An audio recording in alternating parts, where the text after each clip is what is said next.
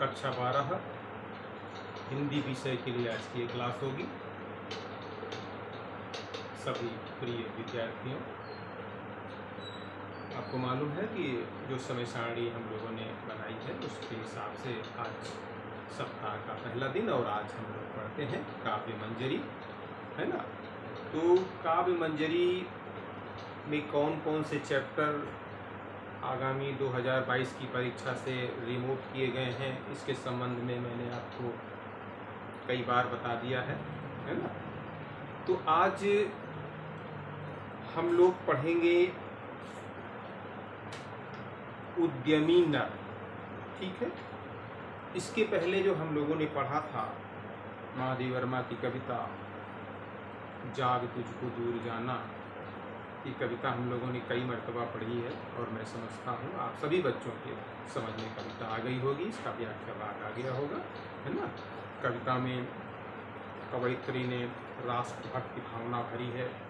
युवा जगत में राष्ट्र प्रेम की भावना से ओतप्रोत है वह कविता, है ना, जिसमें कवयित्री युवा वर्ग को कर्तव्य पथ पर निरंतर अग्रसर रहने की प्रेरणा देती है।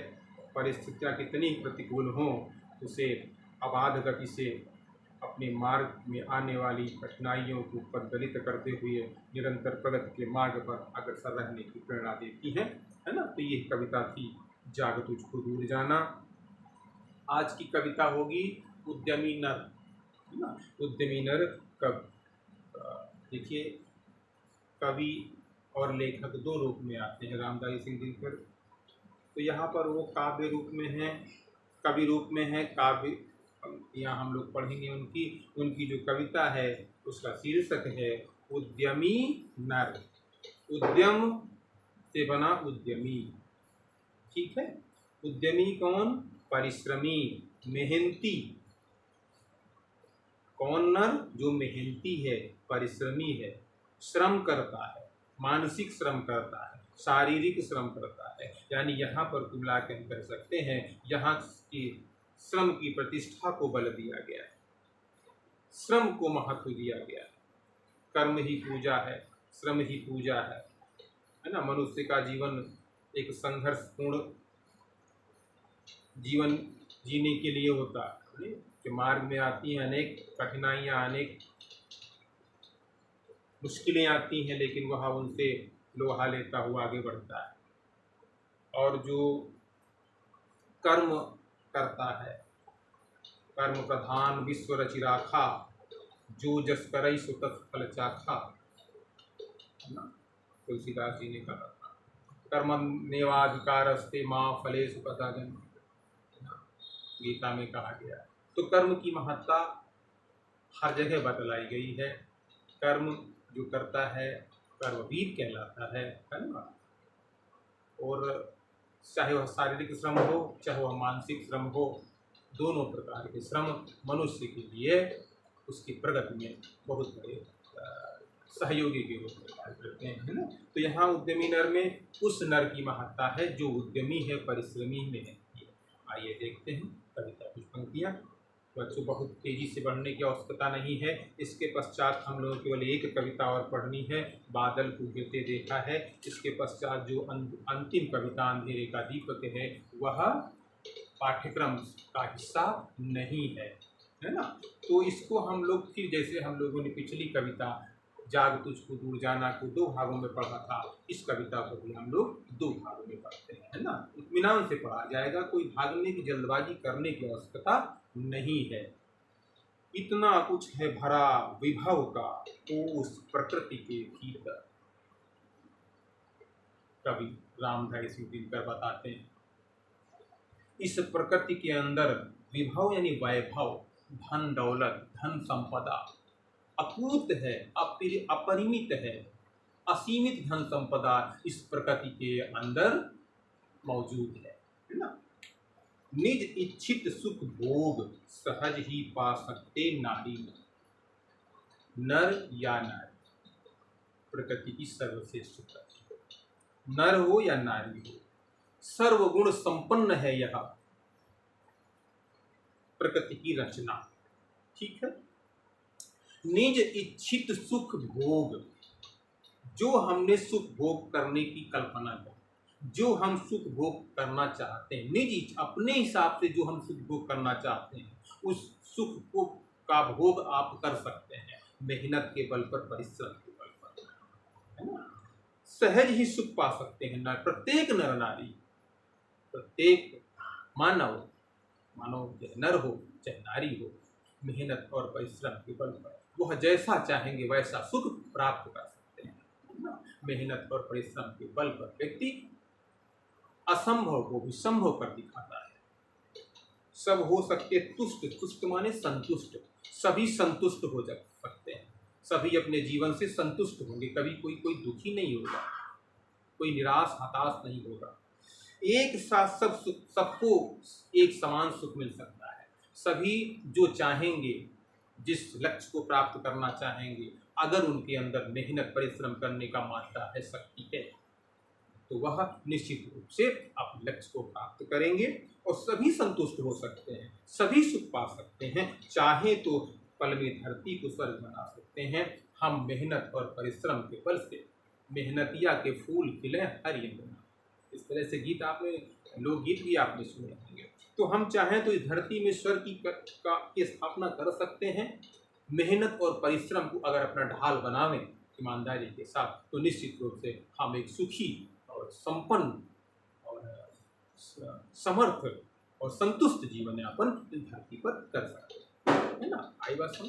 तो यहाँ पर उन्होंने धरती को स्वर्ग बनाने की बात कही है मेहनत और परिश्रम के बल पर।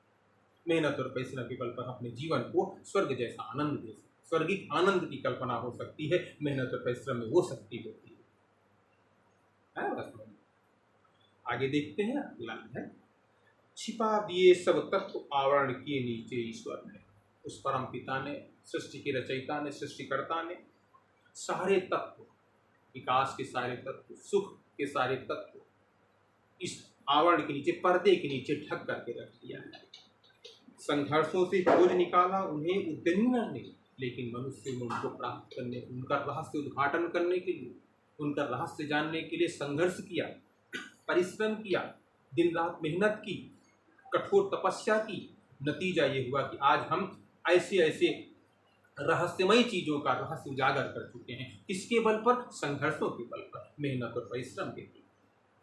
आज हम सूरज के बारे में, चंद्रमा के बारे में, ग्रहों के बारे में, उपग्रहों के बारे में जानकारी प्राप्त कर रहे हैं, आगे बढ़ते चले जा रहे हैं। क्यों? दिन रात हम संघर्ष कर रहे हैं। ये जो प्रकृति की रहस्यमयी संरचना है, इसके बारे में हम दिन रात संघर्ष करते हुए इसकी वास्तविकता का पता लगा रहे हैं और संतुष्ट और सफल भी हो रहे हैं, है ना। संघर्षों से खोज निकाला उन्हें उद्यमी नर ने, ब्रह्मा से कुछ लिखा भाग में मनुष्य नहीं लाया है। ब्रह्मा ने किसी के भाग में लिख नहीं दिया है, वहाँ ब्रह्मा ने किसी के भाग में सुख लिख नहीं दिया वहाँ से, जाओ आप ये सुख भोग करोगे, आप हवाई जहाज में चलोगे, आप महंगी महंगी गाड़ियों से चलोगे, लिखा नहीं किसी ने। अगर कोई चलता है ना, यहाँ पर कहने का तात्पर्य कुल मिलाकर के यहाँ कर्मवादिता का महत्व दिया गया है। बाकी चीजें द्वितीय कर्मवादिता। सब संघर्षों से खोज निकाला उन्हें उद्यमी नर ने, ब्रह्मा से कुछ लिखा भाग्य मनुष्य, कुछ है ना, कुछ हम कोई वहाँ से लिखा लिखाया लेकर के नहीं आते हैं, हम अपना भाग्य वहाँ से लेकर के नहीं आते। कैसे भाग्य बनता है? अपने सुख, उसने अपने भुज बल, अपनी भुजाओं की ताकत से, भुजाओं की शक्ति से, अपना हाथ जगन्नाथ इस उक्ति को चरितार्थ करते हुए उसने प्राप्त किया है। हमने अपनी भुजाओं की ताकत से, अपने परिश्रम से, अपने बल से, अपनी ताकत से, अपनी मेहनत से, अपने श्रम परिश्रम से मैंने अपना भाग्य बनाया है। देव देव आलसी पुकारे वाला नहीं है, है ना। अजगर करे न चाकरी, पंछी करे न काम, दास मनुका करे गए सबके दाता। अगर ऐसा मनुष्य भी सोच करके बैठ जाए तो आज जो हम विकास के इतने सारे नित्य नए कीर्तिमान स्थापित करते चले जा रहे हैं, क्या ये संभव हो पाता? नहीं हो पाता। हमने गहराई में जाकर के मोती का पता लगाया। क्यों? संघर्षों से, परिश्रम से, दिन रात मेहनत कर। अपना सुख उसने अपने खुद बल से पाया है, कुछ लिख करके नहीं आए हैं। हमने अपनी किस्मत, हाथ की लकीरों में विश्वास नहीं है। किस्मत तो उसके भी होती है जिसकी लकीरें नहीं होती है ना। जिसके हाथ ही नहीं होते, क्या उसकी किस्मत नहीं है? अगर हम किस्मत को लकीरों में ढूंढ रहे हैं तो जिसके हाथ नहीं, क्या उसकी किस्मत नहीं है? किस्मत कहाँ होती है? परिश्रम में, मेहनत में, कठोरता में। वही यहाँ पर कवि कहना चाहता है, यहाँ पर वह कर्म को प्रधानता दे रहा है, मेहनत को प्रथम स्थान दे रहा है। अगला देखते हैं, 6 है, हम लोग 3 पढ़ते हैं, ठीक है। अगला, प्रकृति नहीं डर कर झुकती है कभी भाग्य के बल से। भाग्यवादियों से प्रकृति कभी भयभीत नहीं होती है। वो जानती है कि कुछ नहीं कर सकता। देव देव आलसी पुकारे, जैसे मैंने बताया ना, बस पुकार रहा है, भगवान मेरे भाग में नहीं है, भगवान मेरी किस्मत में नहीं, मेरी तकदीर में नहीं, मेरी फूटी है तकदीर, ऐसा बोलते हैं। तो प्रकृति कहते हैं कोई बात नहीं, ये तो पड़ा रहेगा। प्रकृति भी खुश है, ये कुछ नहीं कर सकता। प्रकृति भी डरती है, जो मेहनती है, जो परिश्रमी है। प्रकृति का आज देखिए कहाँ कहाँ प्रकृति भी डर गई, उनसे, मेहनतियों से, परिश्रमियों से प्रकृति भी भयभीत है। प्रकृति नहीं डर कर झुकती है कभी भाग्यवादियों के समक्ष। प्रकृति नहीं, कभी नहीं झुकती, कभी उनके सम्मुख नतमस्तक नहीं होती। वो जानती है कि निष्क्रिय व्यक्ति कुछ करने लायक नहीं है, क्योंकि उसको मालूम ही नहीं है कि मनुष्य का जीवन संघर्षों के लिए ही होता है। सदा हारती वह मनुष्य के उद्यम से, उद्यम परिश्रम से, श्रम जल से, श्रम जल पसीने से, जो पसीना बहाता है, जिसका नीचे पसीना ऊपर पड़ता है, दांतों पसीने जिसके आते हैं, जिसने शरीर को तोड़ मरोड़ दिया, शरीर को तपा दिया, सोने की तरह परिश्रम में तपा दिया। जो जब सोने को अग्नि में तपाया जाता है, जितना उसको तपाया जाता है, उसकी क्वालिटी में, उसकी गुणवत्ता में उतना ही निखार आता जाता है। तो व्यक्ति जितना ही अपने आप को परिश्रम की अग्नि में तपाता है, उतना ही वह कुंदन बनता जाता है ना।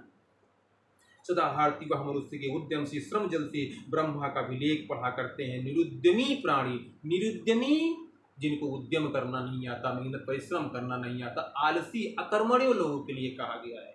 निरुद्यमी के कहा, किसको कहा गया? जो अकर्मण्य हैं, आलसी हैं, जो आलसी पड़े हुए हैं, है ना। आपने पढ़ा, अलसस्य कुतो विद्या, अलसस्य कुतो धनम, अलसस्य कुतो मित्रम, अलसस्य कुतो सुखम। आलसी को विद्या कहाँ, है ना, बिना विद्या के सुख कहाँ, बिना धन, है ना, पढ़ा नहीं। अलसस्य कुतो विद्या, आलसी को विद्या कहाँ, अलसस्य कुतो मित्रम, आलसी को मित्र कहाँ, आलसी को सुख कहाँ ना। ये आलस अकर्मण्य जो पढ़ा, निरुद्यमी पढ़ा, जी मेहनत नहीं करना था, परिश्रम नहीं करना चाहता, अपने शरीर को तपाना नहीं चाहता, अपने शरीर को आराम दे के फूलों की छां के नीचे सो रहा है, तो उसे वो क्या पता कि श्रम का महत्व क्या होता है। और जो जितना ही मेहनत परिश्रम से जो चीज़ अर्जित की जाती है, उसका मूल्य उतना ही बढ़ जाता है ना। ब्रह्मा का विलेख पढ़ा करते हैं निरुद्यमी प्राणी। ब्रह्मा जब ईश्वर ने कुछ लिखा होगा, हमारे भाग्य में कुछ लिखा होगा, जरूर कुछ लिखा होगा, वो भाग्य के सहारे बैठे हैं। यहाँ भाग्यवादिता का यहाँ पर हतोत्साहन किया गया, कर्मवाद को महत्व दिया गया है ना। धोते वीर कुवंक भाल का, वीर जो वीर होता है, जो वीर सूरवीर होता है, जो कर्मवीर होता है, कुवंक भाल का, अपने हृदय, अपने किस्मत का जो भाल का दुर्भाग्य, कुवंक या दुर्भाग्य, भाल का भाल का बहा भ्रूओं से पानी, भ्रू माने भाव, भावों से जब पानी बहता है, कौन सा पानी? पसीना जब बहता है, श्रमजल बहता है, जब मेहनत करता है, पसीने से तरबतर हो जाता है, तब वह अपने कुवंक को धो डालता, अपने दुर्भाग्य को धो करके, मिटा करके उसके स्थान पर सौभाग्य करता है ना, भाग्य का निर्माण करता है। तो मनुष्य का भाग्य निर्माण, मनुष्य अपने भाग्य का निर्माता स्वयं होता है ना। भाग्य के संबंध में, कर्मवादिता के संबंध में, मेहनत परिश्रम के संबंध में अनेक विद्वानों ने, विचारकों ने, मनीषियों ने बहुत कुछ कहा है ना। कर्म प्रधान विश्व रचना, हमें कर्म करने की आवश्यकता है, सत्कर्म करेंगे तो निश्चित रूप से उसका फल मुझे अवश्य मिलेगा। यही, और आपके हक में यही कहा जाता है कि आपको सिर्फ आपको अपना मेहनत, अपना कर्म करना है, मेहनत परिश्रम करना, फल देने वाला तो भगवान है ना। जैसा कर्म करेगा वैसा फल देगा भगवान, यह है गीता का ज्ञान। इस तरह से बातें होती। तो कुल मिला के हम लोग यहाँ तक आज पढ़ते हैं, लेटर में इसका शेष भाग हो जाएगा है ना। तो ये उद्यमी नर कविता मेहनत और परिश्रम को बढ़ावा देने वाली कविता है, जिसमें रामदेव सिंह दिनकर ने मानव समाज को, चाहे वह नर हो चाहे नारी हो, मेहनत और परिश्रम के बल से अपने जीवन में इच्छित सुख प्राप्त करने की बात कही है ना। तो कुल मिलाकर के आज की ये कविता उसका हमने 3 पद्यांश पढ़ा। 3 पद्यांश हम लोग कल पढ़ते है ना, कल पढ़ेंगे, अगले दिन पढ़ लेंगे है ना। उसके बाद कल का जो है वो हम बिल्कुल आगे बढ़ जाएंगे, क्रम से चलते रहेंगे। तो एक दिन में तो इतना भाग आज आपको पढ़ना है ना, शेष भाग